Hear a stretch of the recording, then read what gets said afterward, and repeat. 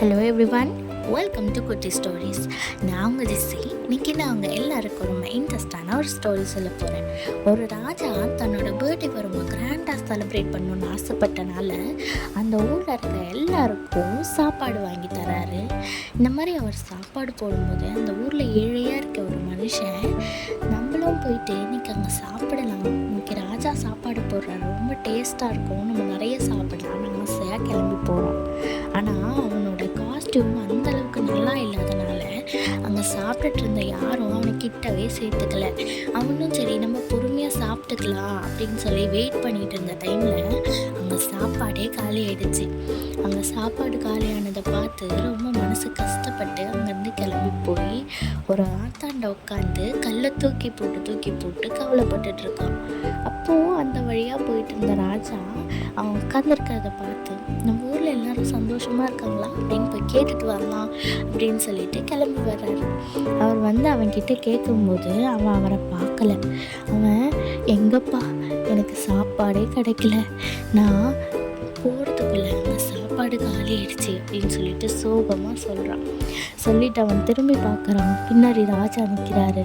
அப்போ அவன் உடனே எழுந்து ஐயோ என்னை மன்னிச்சிருங்க அப்படின்னு சொல்கிறான்.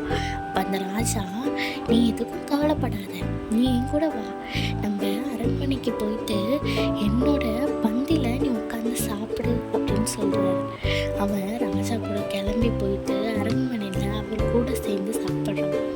ரொம்ப சந்தோஷமாக நிறைய ஆசைப்பட்ட மாதிரியே சாப்பிட்டு முடிக்கிறான். முடித்த பிறகு அந்த ராஜா அவனுக்கு நிறைய காசும் நிறைய தங்கமும் வெள்ளியும் கொண்டு வந்து கொடுக்குறாரு. நீ இனிமேலும் கஷ்டப்பட வேண்டாம், உனக்கு பிடிச்ச வேலையை செய், சந்தோஷமாயிரு அப்படின்னு சொல்கிறாரு. அப்போ அவன் சிரிச்சுக்கிட்டே, நான் எவ்வளோ முட்டாளாக இருந்திருக்கேன் தெரியுமா அப்படின்னு சொல்கிறான். இப்போ அந்த ராஜா ஒன்றும் புரியாமல், ஏன்பா அப்படி சொல்கிற அப்படின்னு கேட்குறாரு.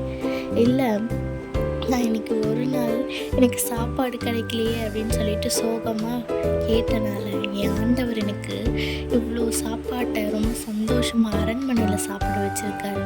நான் அவர்கிட்ட நான் ஏழையாக இருக்கேனே அப்படின்னு சொல்லிட்டு ஒரு வார்த்தையை கேட்டிருந்தா அவர் கொடுத்துருக்க மாட்டாரா? நான் அவர்கிட்ட கேட்காம போயிட்டேனே, அப்போ நான் எவ்வளோ பெரிய முட்டாளாக இருந்திருக்கேன் அப்படின்னு சொல்லிட்டு சொல்கிறான். இதை பற்றி தான் பைபிள்லேயும் ஒரு வசனம் இருக்குது. எரேமியா 33:3, என்னை நோக்கி கூப்பிடு, அப்பொழுது நான் உனக்கு மறு உத்தரவு கொடுத்து நீ அறியாததும் உனக்கு எட்டாததுமான பெரிய காரியங்களை உனக்கு அறிவிப்பேன். இதுல இருந்து நீங்க என்ன தெரிஞ்சுக்கிட்டீங்க? நம்மளுக்கு ஒரு தேவைன்னும் போது ஏசப்பா கிட்ட கேட்டா நம்ம கேட்டதுக்கும் அதிகமாக அவர் செய்வார் தானே. ஓகே ஃப்ரெண்ட்ஸ், இதே மாதிரி இன்ட்ரெஸ்டான வீடியோஸை தொடர்ந்து பார்க்க நம்ம சேனலை சப்ஸ்கிரைப் பண்ணி பெல் ஐக்கானையும் கிளிக் பண்ணிக்கோங்க. அடுத்த வாரம் இதே மாதிரி சூப்பரான வீடியோஸோட உங்களை சந்திக்கிறேன். அது வரைக்கும் பாய்.